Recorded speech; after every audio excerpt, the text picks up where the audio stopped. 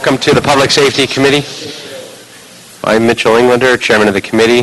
Today is Friday, May 24th, 2013. I am joined by the Honorable Council Member Dennis P. Zine. And it appears that we will not have a quorum this morning.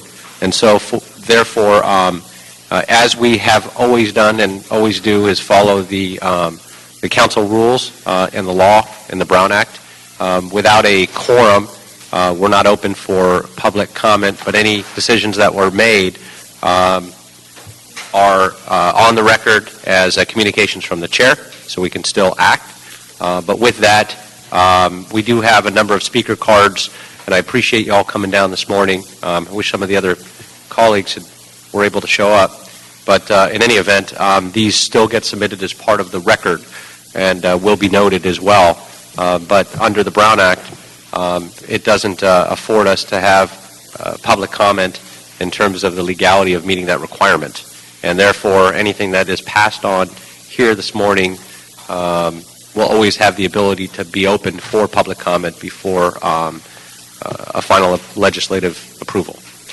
So with that, we have a number of items for consent that we hopefully will clear the room on some of these items quickly, but on item 1, item 2, item 3, item 4, we're going to hold item 5 on the desk for now. We'll come back to that for discussion. The same with item 6. We'll go ahead and hold that on the desk for discussion. And 7 we'll hold on the desk for discussion. With item 1, we'll approve the CAO's recommendations. And item 2 will approve LAPD's recommendations. Item 3 will approve the CAO's recommendations, authorize the contract amendment. Item 4 will approve the donation. And that'll be the order of this committee. Committee members, item John White, good morning, City Clerk. Item 2 also has a CAO report on file. Do you wish to approve that? Yes, sir. Thank you.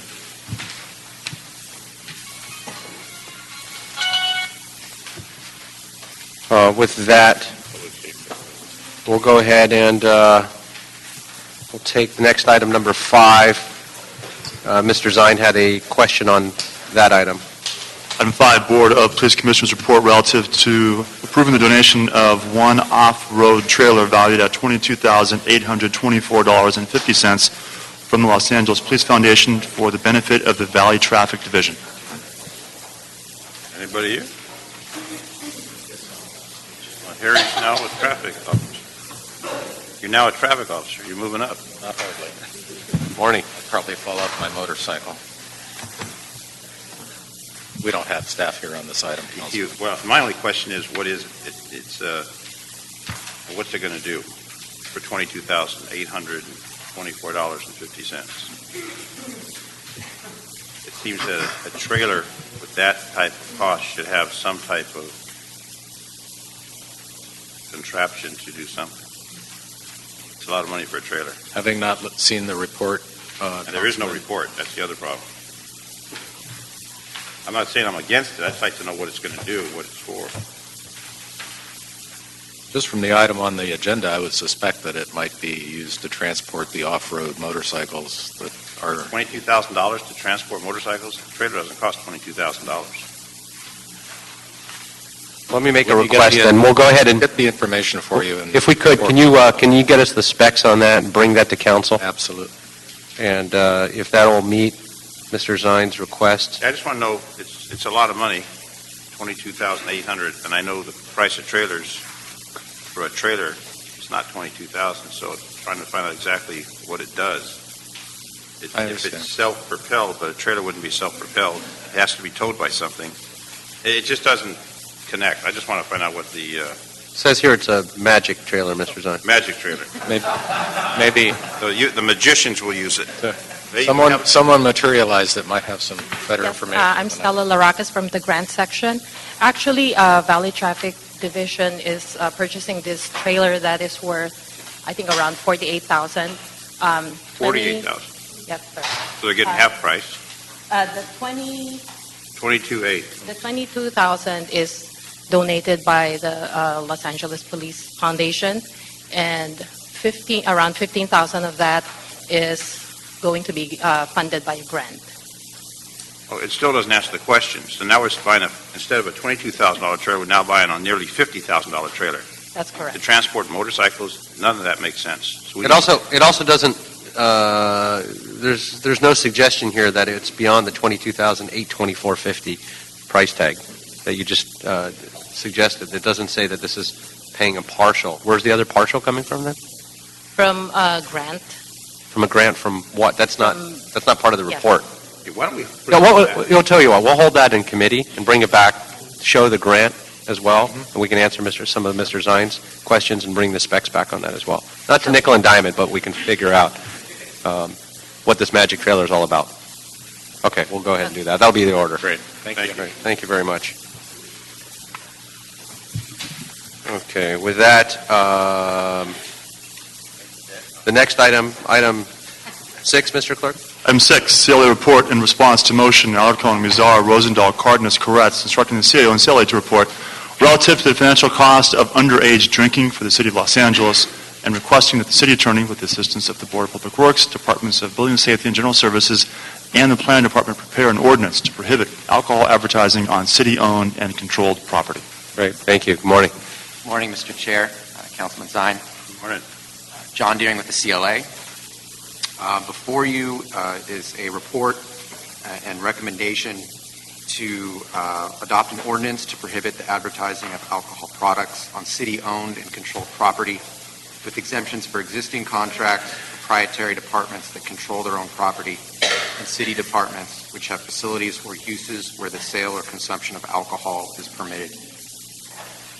This report is submitted in response to a motion which was heard by this committee last year. The motion sought to adopt an ordinance to prohibit alcohol advertising on property owned or controlled by the city. The report cited the motion cited a report from the Los Angeles County Public Health Department. It made a few findings and recommendations relative to the cost of alcohol use in LA County. That report identified the total economic cost at approximately $10.8 billion annually. The major finding was that exposure to alcohol influences youth's beliefs about alcohol and their intention to drink.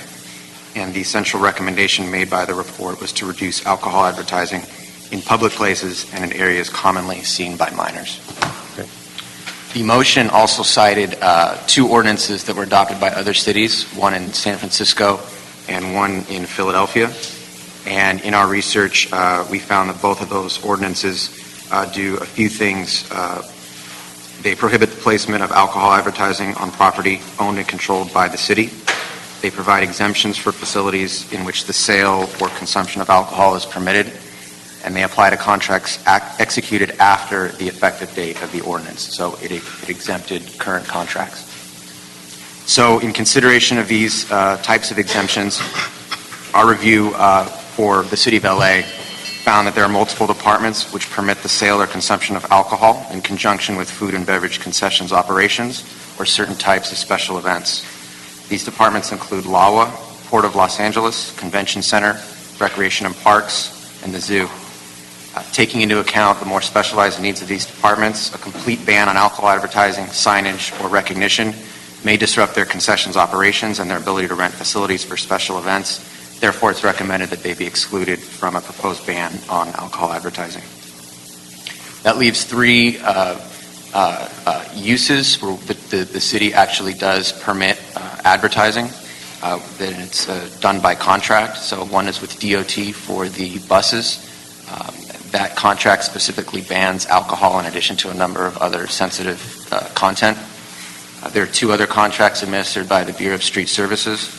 One is for bus benches, and the other is for street furniture.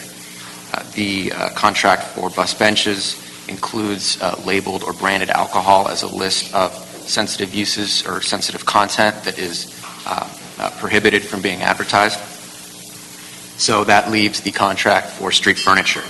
And while that contract does have a restriction on alcohol advertising in certain cases, there's There is a limitation on the proximity to churches, schools. Alcohol advertising is still permitted. So with the recommendation here, the ban would apply to the next contract the city would issue for this purpose, effectively, because this is the only one where we don't have a complete ban. Got it. Okay, thank you. Well, first of all, let me say, I said I would hear this report within 60 days of receiving it, and we are here today within 60 days of receiving the report.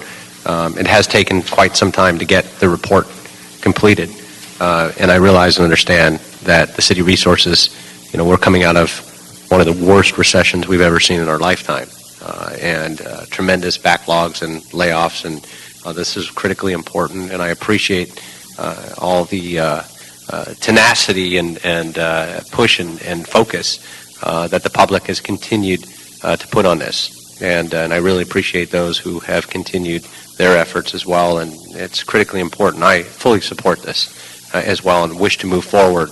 It'll be the recommendation, therefore, from this committee that we immediately ask the city attorney to draft an ordinance in parameters that you've outlined in the report. I know you've done a really comprehensive report. You looked at best practices, current contracts, all the things we looked at.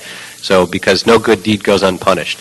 Oftentimes a city will attempt to do something like this and then suddenly we're sued by First Amendment folks or people with contracts or others. And we try to do one good thing and it costs us a lot more down the road, both with unintended consequences and financially. And I think what we've done here and what the CLA has done a tremendous job at is looking at all of those issues and realizing that there's an opportunity to create some bans and in fact make sure those bans come forth in the future as any new contracts are negotiated so we don't get into this bind again. So I want to compliment you on all the work and that you've done and certainly all the work the public has done to bring a focus to this. It's critically important, particularly looking at the other large cities and what alcohol advertising and the effects of the advertising in a lot of these communities do to youth, particularly the influence that it has. And so this is a great move forward. I wish we could have done it sooner. I think it's important to have all the information, cross our T's and dot our I's, knowing full well, again, that this is the city of L.A. Everything we do, we turn around and, we get sued for. Mr. Zine and I worked for years on banning the mobile billboard advertising. And every time we created a new ban, we ended up in court and we ended up losing. And we created new legislation. And then Mr. Zine and I had to go to Sacramento several times to get state law changed to give us the ability to, again, fix what the court did. We finally, together, the two of us got rid of those mobile billboards that are a blight and a danger and a nuisance. And now, so we're making sure we front load this very carefully and I think we've done a great job. I think you guys have done a tremendous job, and I appreciate everybody's patience, but that's what was actually occurring. There was a lot of work and a lot of research going into this to ensure that we turn around and we pass a good ordinance and we don't then turn around and get sued and this takes another 10 years. So while it might seem like, well, this has taken a year to get here, it's, I think, ironclad in the way that we're going about it and to ensure we're not here next year looking at this going, oh, well, we didn't know that we created this unintended consequence against a contract or whatever that might be. So really, truly appreciate it. Mr. Zine, did you have anything to add? Thank you, Mr. Chair. You're accurate exactly the focus on this. Just a couple questions. San Francisco and Philadelphia, which one had the stronger rules? Or were they similar? They were very similar. Because San Francisco's... They're very similar. San Francisco had slightly broader language in terms of the definition of alcohol-related. Because San Francisco's a pretty unique environment. To think that they did that, we should have been before them versus after them. When you think about it, it's just a different philosophy. But it's Philadelphia on the other side of the map. Philadelphia's ordinance, well, it was adopted about roughly 10 years ago. San Francisco is more recent than that. I think it's within the past 4 years or so. And it seems to be effective. As far as we know. Okay. And then the other questions, Lawa, Port, Convention Center, Rex and Parks and Zoo.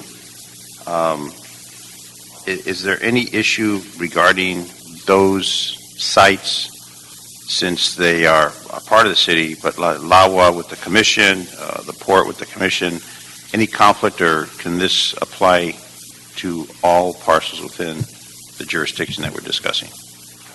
This would apply to property owned and controlled by the City of LA, to the extent that those departments have their own independent commissions that oversee the use and that control those properties.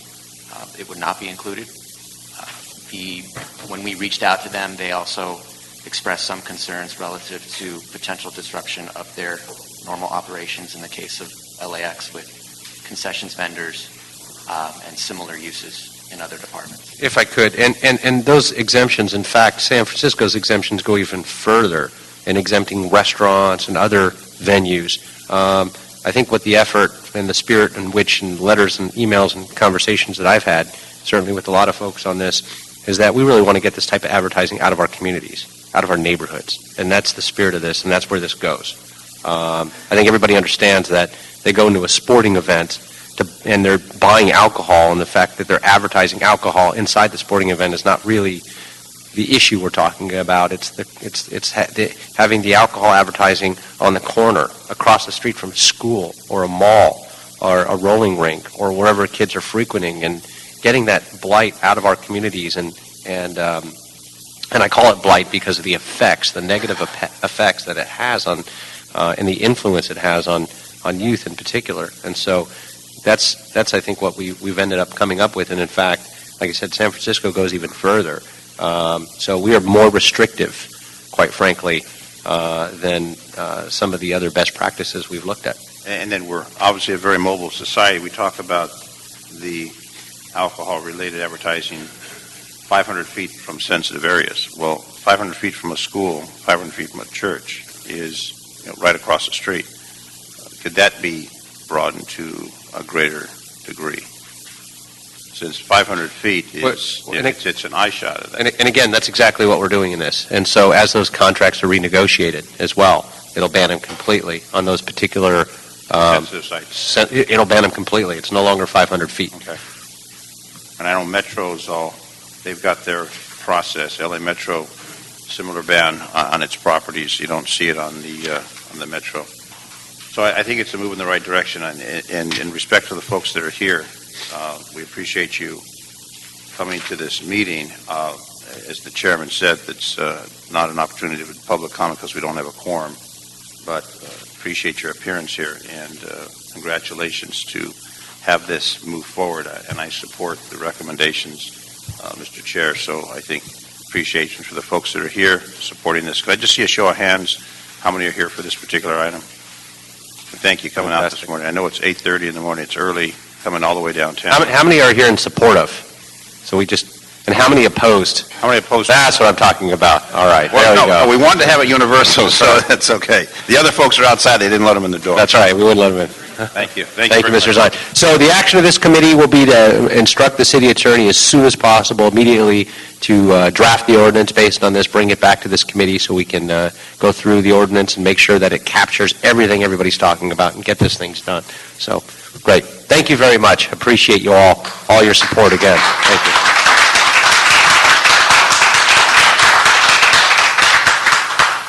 Let's have another round of applause for them. Yeah, absolutely. Thank you all. Absolutely. Thank you. Thank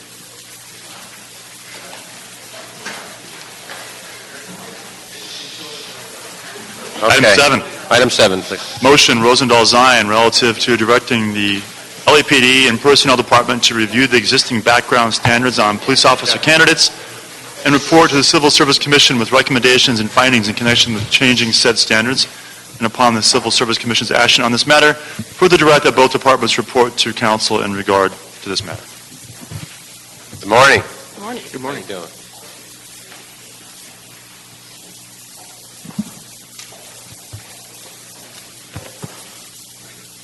So Maggie, where's your audience? What happened? They don't do exclusivity.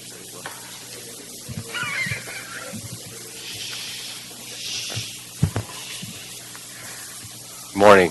All right, this is a motion that Mr. Rosendahl asked for, instructing the police and personnel departments to review existing background standards on police officer candidates and report to Civil Service Commission recommendations, findings. We're here in public safety looking at this as well. And if you can just shed some light on this. I know this is not about any particular individual, but just overall how we're doing in the process, and bring us up to speed on perhaps any opportunities to identify concerns or issues where we can better collaborate on the decision-making process between personnel and LAPD. Good morning. John Dunlop with the Personnel Department. We agree with the motion. We do think that definitely it's time that we review again the background standards. And to that end, we've met with Sandy Jo MacArthur and Gloria Gruby to discuss them, and we are going to have future meetings as well. And currently there is some collaborative efforts with LAPD in the process in which we do have them review some of the background standards, particularly those standards, or rather the background packages where a candidate has been disqualified, so they can offer their feedback.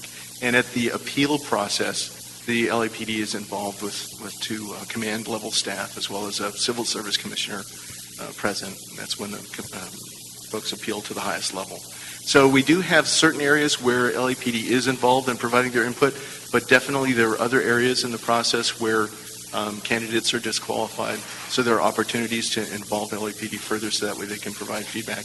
And again, through the meetings, we've had our first, but we're going to continue to meet to discuss that further. Terrific. Good morning. My name's Rick Webb. I'm a commander with the LAPD. And good morning. It's interesting that I'm here because I was here about 8 or 9 years ago, actually on this very same topic when I was a commanding officer of Recruitment and Employment Division. And at that time, I worked with Mrs. Whalen and others over at Personnel to actually enhance or alter our background standards at that time to really emphasize more of a whole person background standard. So I think it's appropriate that we would collectively work together, Police Department and Civil Service Commission and Personnel Department, to take a look at those standards again. Because this isn't the same world that it was even 9 years ago. We have new drugs, bath salts, and those types of things. There's certainly social media out there that people are using, and I'm not sure that has been incorporated into the new standards. So it's a pretty robust process that took place last time, and it was actually subject to quite a bit of debate in front of this very same committee, different committee members. But anyway, so I think we could certainly engage in that process again, and keeping in mind that this is a risk management issue more than anything. Trying to select not only the best candidates, but the ones that we're in the business of protecting the city. So we try to do all that in an appropriate fashion, and I think it would be a good idea to revisit this again. So then that'll be the direction of this committee. What we would like is to come back with a written report from personnel in conjunction with LAPD, collaboration efforts to look at not only the issues outlined, as you've identified, I appreciate that, in updating some of the background standards, but also the issues personnel outlined as some other opportunities, good opportunities to better collaborate and look at the possibilities of LAPD sharing and information sharing on possible disqualifications in other areas of the process, and not just in some of the elements now, and looking at perhaps where there might be some better opportunities to have that improved collaboration and communication, and spell out sort of what falls into those areas. And that's going to take some effort, because it's going to be very difficult to identify exactly what kinds of scenarios would then come to LAPD for review prior to perhaps what we would refer to as a soft disqualification. But I think there's some efforts and communications underway to do that, and I appreciate and applaud those efforts. In terms of a written report back and looking at a full comprehensive package and updating those prerequisites and disqualification reasons in terms of whether it's drug use or backgrounds, but also the collaborative effort in a process, in a written out process on when things would come to LAPD, perhaps during or prior to a disqualification or a soft DQ, or prior to the appeal letter being submitted to the candidate, and how that review would and personnel would expect that to take place as to not slow down the process. And so the recommendations I would look for, which should come from the two bodies working together, both the department and personnel, not directed or dictated by either this committee or any other legislative committee, but I'd like to see the departments work together. I think there's some opportunity, and I've heard from both, that there is some opportunity to enhance, and we have to constantly refine and look at and enhance these processes. And since we've moved it to personnel, things are going smooth, and I think there's a good opportunity to do that. Mr. Stein. The background, does the same background apply to reserves as it does to full-time? Yes. Same standard? Yes. And when they're doing the background, do they check social media, Facebook, and other elements to see status, perspective, preferences, etc.?